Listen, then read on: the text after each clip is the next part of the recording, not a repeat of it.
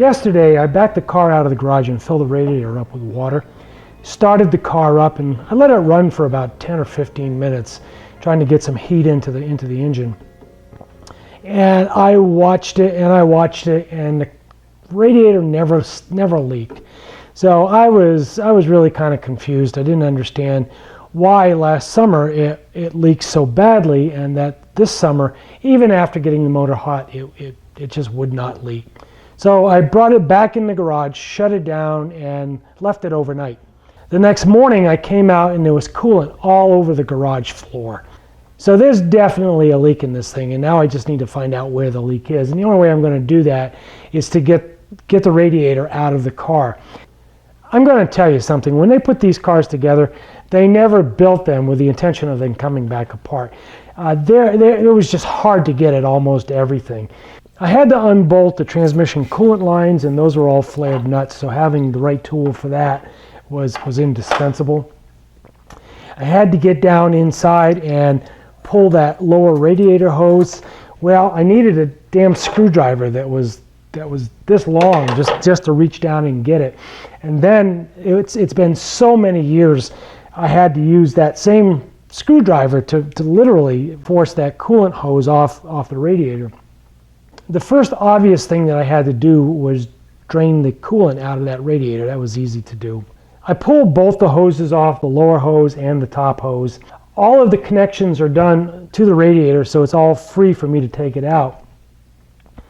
This radiator is held on by the shroud itself. So there's 4 bolts across the top of this that I have to loosen up, and then there's 2 more underneath that literally holds the shroud to the grill. And then, of course, as I said, the radiator is attached or held in place by the shroud itself.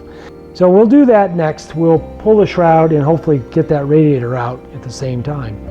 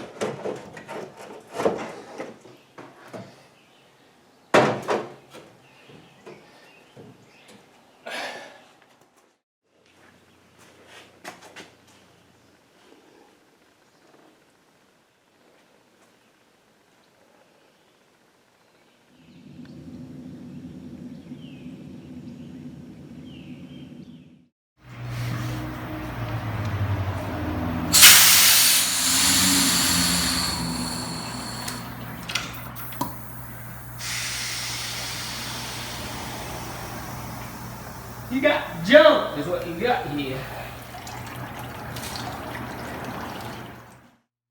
That ends this episode. Now, while the radiator is over being repaired, I don't want to stop working on the car, so I've got a couple other things that I'm working on. The first thing that I'm going to do is try to do some work on the body side molding. Now, the body side molding goes along here in the car. Most of it's fallen off, so I want to repair it and glue it back onto the car so those trim lines are back the way they were. Second thing that I need to do is to actually begin to rub out the paint on the car. This is an old enamel paint from the 70s, so it oxidizes pretty bad. So I've done some experimenting to see how much of that oxidization I can get off. I can do pretty well. You can see the oxidized paint here is all kind of white and chalky.